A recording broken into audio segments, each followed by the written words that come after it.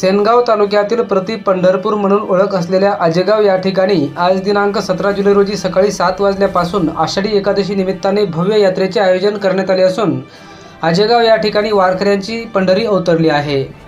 दरवर्षीप्रमाणे याही वर्षी पारंपरिक पद्धतीनुसार प्रति पंढरपूर म्हणून ओळख असलेल्या आजेगाव या ठिकाणी पंचक्रोशीतील दाताळा, सिंदेफळ, धनगरवाडी, वाघजाळी, सुकळी, सापडगावसह विविध गावातील भाविकांनी मोठ्या प्रमाणात केशवराज महाराजांच्या दर्शनासाठी गर्दी केली असून भाविकांसाठी गावकऱ्यांच्या वतीने भव्य महाप्रसादाचे आयोजन करण्यात आले आहे।